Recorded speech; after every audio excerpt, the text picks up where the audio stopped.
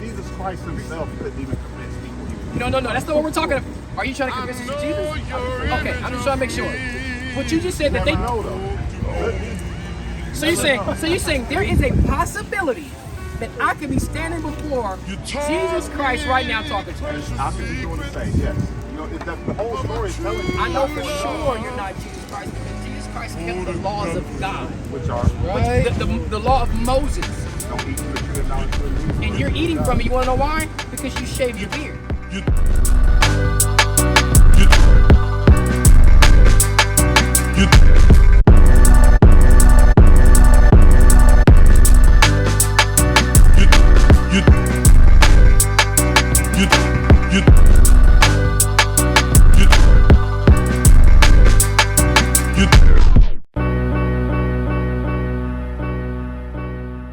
Yet harmless as a dove. Now I'm trying to get that serpent wisdom, right? Yes.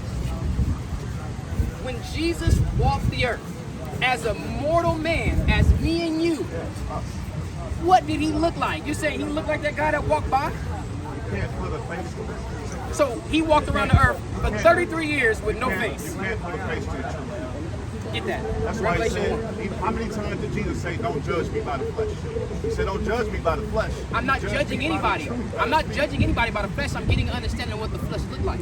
I need something to judge before I cast a judgment. You don't need to judge the truth. The truth speaks I'm for saying, itself. if I don't have anything to judge, and I ain't judging, but he had something to judge. They said he was uncomely. You spoke the truth. You need to Bring it judge out. the truth. Book of Revelation, chapter 1 and verse 13. Do you believe in this book? This is the writings of Jesus.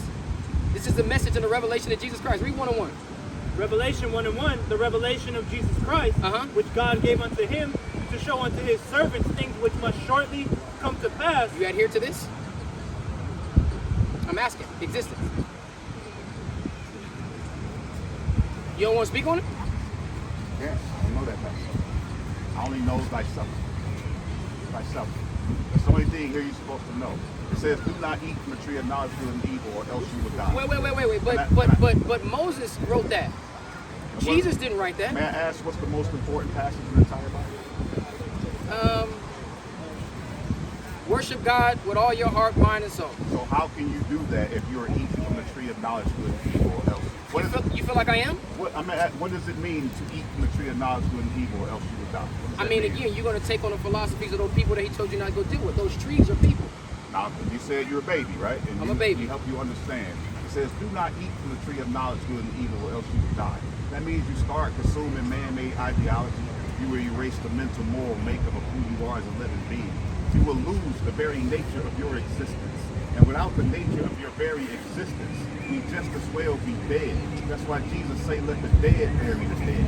I agree with you. What I'm saying is that your ideology, where does it come from? From within, the truth. I speak the truth. We all have the ability to tell a lie, right? You just keep quoting, don't eat from the tree of knowledge of good and evil. You weren't born knowing that. Yes, I was. You're quoting it verbatim as you read in this book. It's instilled in us. You don't think the Lord put us here with nothing? We just empty shells? Okay, here's the thing. Why was it instilled in you in English and not in the original language that it was didacted in? This is the level of ignorance we have been reduced to. Naturally, as men, we don't talk. If talking were our natural form of communication, we would be born talking. This language is attached to us after we're born. Did God give us these languages? These languages are attached Genesis to us after 10 and we're 6. born. That's the very moral reason. And then we're going to run these precepts off. I hear what you're saying. I'm saying that you putting yourself in a position because me and you disagree where I'm going to have to now become a follower of life and existence, which is you. Yes, you should know yourself. You're supposed to be living life. I'm following myself, and I'm saying what you telling me as yourself is telling myself. I'm saying there is no precedent for the things that you're saying. Some of it, as in, don't eat from the tree of knowledge of good and evil lest you die. Huh? That means no reading. You got Isaiah 34? Who got Isaiah 34:16? Hold that. Bring it out. It's instilled in us. No. Genesis 10 and 6. Go ahead. 11 and 6. Or Mike like that.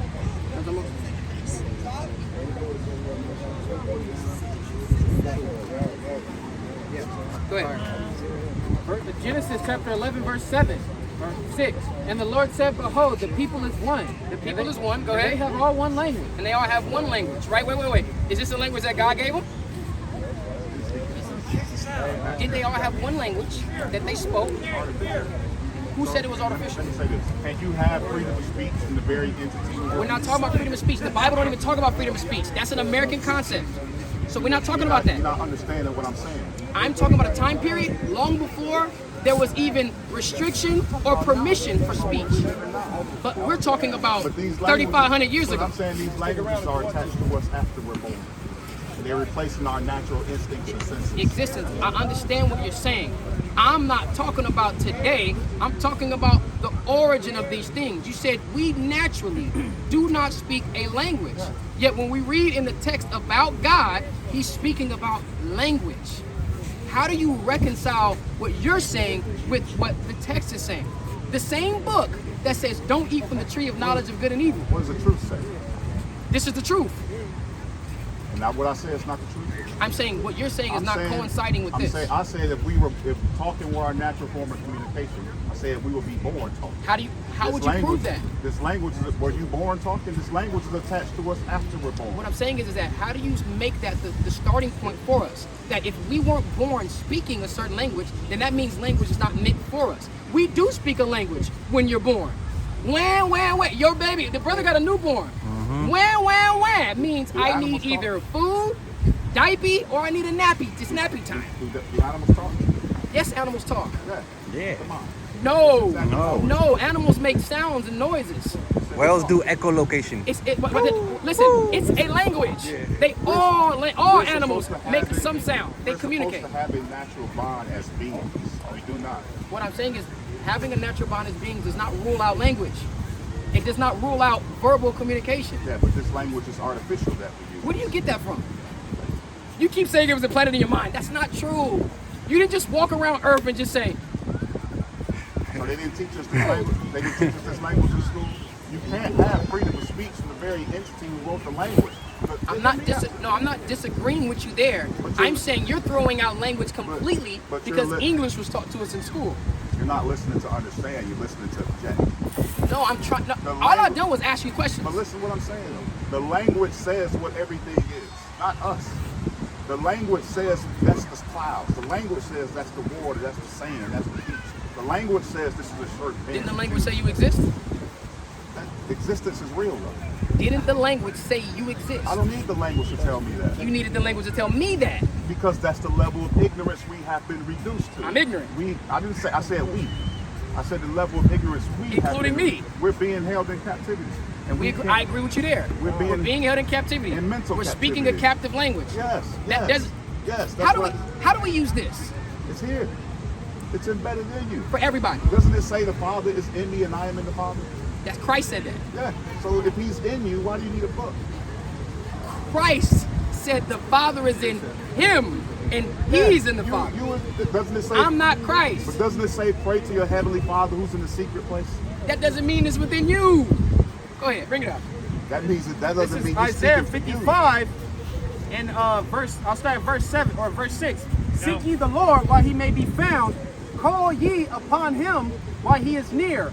Let the wicked forsake his way and the unrighteous man his thoughts. How you call upon the Lord? I pray to my heavenly Father who's in the secret place. How? What do you do? My thoughts. You just think about it. Lord feeds our thoughts. What do you call him in your thoughts? I don't have to call him anything. He said call on him. He's my thoughts. Can you call him So, Lucifer? Let me say this. Hold on. Can you call him Lucifer? If that's the title you want to give him, yeah. So Anything. I say Lord. Romans 10, because it's gonna go right to what you're saying. Finish it out. It says, let the wicked forsake his way and the unrighteous man his thoughts, and let him return unto the Lord. Let the wicked forsake his way and the unrighteous man his thoughts. Yeah, that's what I said. These are thoughts. No, it says forsake those wicked thoughts. I don't have wicked thoughts. I understand you don't feel like that, but you have to. Once I removed, my mind was unplugged from that system. No TV, no music, no internet, no cell phone. So there was no I music hear- in the scriptures. There's I no hear music. the Creator speak to me. Is there music in the scriptures? I didn't read the whole thing. I can tell you that. No. But what I'm saying is existence. I understand you're saying you didn't read it, but then you attack something like music. Hold on. So if I you, didn't even say nothing. no, I'm just saying, hold on, before you even go to that point. When you attack something like music to say we need to unplug from that, that will help us to unplug from the music. But there's music in the scriptures. So do I unplug from this music too? What music is that? The music that the children of God sang in praise to him. You haven't identified something. What is that? I mean, singing? Yeah, singing. Music, melody, rhythm, octave, tone. Come on, harmony. That goes back to you saying we're being held in captivity, right? We're being held in mental captivity with that system. And they use entertainment to keep us ill included. That system is our reality. I believe you that entertainment is a method to enslave us or to trap us. Yes. When you say you disassociate or unplug from music, which music? All of it. I like So- silence. I hear the planet is my music. So here's the thing wind, though. The birds, So here's the thing though. natural Are you sound. saying all music is bad? I just say all music is bad. I'll just say I don't listen to it. I'm more at peace. If I'm plugged into music, am I at an advantage or disadvantage? Am I at an advantage or disadvantage if I'm still plugged into music? Hold on. You can't superimpose yourself into a conversation me and him are having. I'm just telling you straight out. I hear you, but I'm saying you're gonna have to be patient with us. All of a So sudden, you're gonna have to wait. All of a sudden, you got all the answers. Yeah, I wait. I didn't say we had. No. We're talking about me and you. This is respect. This is respect, me and you. I'm asking you a conversation about music in general. Whenever I'm done, you will have all the time, and I will designate it to you, and I won't let anybody else interfere with me and you when the time comes. I'll say with me, once I disconnected from that system, I evolved out of it. Would you My suggest I relation- do the same? Only the Lord can unplug you from that system. You're Read not that going again, to be able to Isaiah just stop 55. listening to it. I get to the point. Isaiah 55 Read that part and 8. again, because it was cold. How you gotta forsake those It thoughts. says, let the wicked forsake his way, Uh-huh. and the unrighteous man his thoughts. Go ahead. And let him return unto the Most High, Return unto the Most High. There's a way you have to do that. Go ahead. and he will have mercy upon him, and to our God, for he will abundantly pardon. For my thoughts are not your thoughts. The thoughts of God are not our thoughts. So when you say, "Oh well, no, God gave me this directly to my mind," as if He's putting us on, or as if He's endowing us with His thoughts, as if He's in the text. This is the reason why I'm correlating. Didn't he give Adam his thoughts to build the ark? No, He gave Adam I'm instruction. sorry, not Adam. Noah. He gave Noah instruction. Yeah, that's his thoughts. No. It's the difference between me instructing you what to do rather than telling you what my thoughts are. And when you get to the point, you go 4 years, no TV, no music, no internet, no cell phone, and no eating from the tree of knowledge, good and evil. What is that? What is the tree of knowledge of good and It evil? says everything here that's artificial. Books are artificial intelligence. Real quick. It disrupts our natural intelligence. Do you know that you keep defining things based off of your own personal perspective and way of looking at it?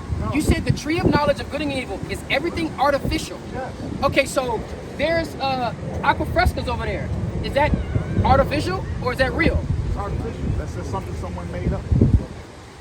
Everything here is born from ideology, someone's idea. How can someone else's idea? What about this book? Is this book born from ideology? I And live from the soul. I function on my natural instincts. but you keep quoting the book, bro. Existence. You keep quoting the book, And, bro, man. then I keep saying it's instilled in us. No. It's not instilled in you. If you would have never heard this from this book, you would never be able to quote it the way that you are. That verbatim what the book You know, they says. used to tell Jesus Christ the same thing. And that's Wait, what no, they they back didn't. on. No, Yes, they did No, not. Yes, they did. You just made that up. You know that Jesus Christ himself couldn't even convince people he was. No. That's not what we're talking about. Are you trying to convince us you're Jesus? I didn't say that. Okay, I'm just trying to make sure. What you just said that Never they. know though. Could be. So you're saying there is a possibility that I could be standing before Jesus Christ right now talking to him. And I could be doing the same. Yes. You know, the whole story is telling you. I you're know not for gonna sure you're not Jesus Christ because Jesus Christ kept the laws of God, Which are the law of Moses. don't eat from the tree of knowledge, good and evil. And you're eating from it. You want to know why? Because you shave your beard. That's a part of the law that we says we are not supposed to do. And what's a beard? The hair you grow on your face. I think beard is a word. You know what that is to me? Oh, wait till is this real? Is this I artificial? don't perceive that to be. Is this artificial? Let me say something. Yes or no? Can I explain myself? No, it's not artificial. Okay. But it's not the word beard. It's you. Okay. The language. Let me finish. We're identified as The language has shaped your mind to see it as the word beard. It's you. I agree with you. Why would you see yourself as anything other than you? Wait. What do you mean? me calling it a beard is not me?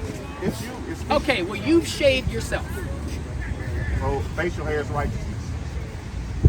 We'll get it. Leviticus 19. Bring your part I that you think have. morality is righteousness. You said morality? Yes, morality is righteousness. Us shaving our beard is a part of our morality. Your morality is your practice or your standard of living, the principles that you walk by. The principles we walk by is the same that Jesus Christ walked by. Shaved faces, I'm less than. I didn't say less than, I said it's a transgression. So even though Jesus said, don't judge me by the flesh, and judge me by the truth. No, he says judge righteous judgments. Yeah, a beard is not righteousness. Don't worry about it. No, it's okay. How can facial hair be righteous? Because God told you to keep it. What if they can't grow? Wait. Because the Father said keep it. Bring your point out. What if you can't grow facial hair? Then you can. That's it. Say it again.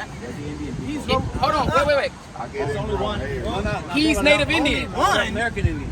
He's American Indian. What if the one that can? I heard you. My Again. son can't grow beard. So Again. I'm asking a question. If I'm asking you a question. If my son can't grow I'm it, answering it. If your son cannot grow a beard, therefore he cannot practice unrighteousness by shaving it. well, then he's not. Then he can't grow a beard. Wait. How can you tell this man? How can you tell? Do you know him? Wait. Do you know him? What's his name? Clearly tell you shit. He didn't even tell you that. His name is existence, life, and he gave us humanity, everything, evolution. He didn't say son of God. That's who we are. But again, you telling me you can't look at this man's face and tell that he shaved. I shave it because I get it wrong. Wait. This, hold on. No. 2 seconds. Humanity, I got you. Bear with me. Hold on, wait. This is why I told you. Just wait your turn. Because you keep jumping in and you don't even know what you're talking about. You just lied on this man. Now apologize and say sorry. Bring it out. 2 Ezra 4:10. It says you can't even understand the things that you have been familiar with since you were a child. You can't understand the things that you've been familiar with as a child. Again, now, I wouldn't necessarily say this applies to us because we weren't familiar with this as a child. But this does predate us, and it should have been the foundation upon which we were brought up. Proverbs 22:6, train a child up in the way he should go. When he's older, he shall not depart from it, right? But even in the time where they had it, they did not understand because that understanding was removed from them. We read that in Isaiah 29. I have 2 questions. 2 seconds. Let's finish the verse. Go ahead. It says, how then can your little mind understand the ways of God Most High? Our little mind that can barely or cannot understand the things that we were brought up from a child, we cannot then tell ourselves or convince ourselves that we understand the ways of God. Read. It says, can someone already worn down by this corrupt world? Can somebody already worn down of this corrupt world do what? It says, can someone already worn down by this corrupt world Go ahead. understand the ways of the incorruptible God? Yeah. We've already been worn down in a corrupt world. How can we then try to understand the ways of God? The only thing we can do is follow the instructions he gave us, which is the Torah or the Thawara in the Hebrew, which means instructions. The same thing he gave to Adam, which is what you keep quoting, do not eat from the tree of knowledge of good and evil, and the same instruction he gave to Noah, which is to build the ark, fill it with all the animals 2 by 2. This is the same instruction he gave to Moses to give it to the Israelites, which was to not shave their beard. One of those instructions. Keep reading. Finish that in Genesis 11. Then we're gonna get Isaiah 34:16. All right. What you have? I don't need to cover it. I got you. Let's get these scriptures off so we don't have them held for so long. Genesis 11:6. And the Lord said, behold, the people is one, they have all one language, and this they begin to do, and now nothing will be restrained from them, which they have imagined to do. Read. Go to, let us go down, and there confound their language, that they may not understand one another's speech. Right, so he separated people from having this one universal language and confounded them so they did not understand one another. Broke our bond. Hold on. He broke the bond, but he did not take away language. These are the languages that he was imparted to all of us. Deuteronomy 32:8. You can try to go Deuteronomy 32:8. Because this was the sons of Adam, born also from the sons of God. Are you going to forget? No. All right, go ahead.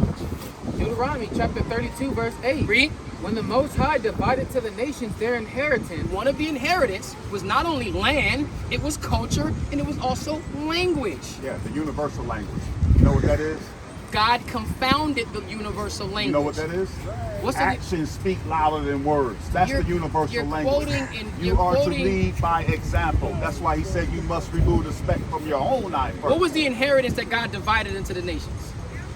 Like I just told you. Land, culture, custom, language. Divided content. No. Finish it out, because he's thinking that it. When the Most High divided to the nations their inheritance, when he separated the sons of Adam, he set the bounds of the people according to the number of the children of Israel. As God separated things, he did so based off what he gave the Israelites. He gave the Israelites their inheritance, and then he based what he gave to everyone else off of what he had already given the Israelites. In your mind, you believe that the division is a wicked thing. You think the division is something that's contrary to God. Did you know who the world called Jesus Christ came to separate and to divide? Out of his own mouth. You got to read it to understand it. You know what he's dividing? What's he dividing? I walked away. No, what is he dividing? He's dividing you from this reality. No, he's dividing people. You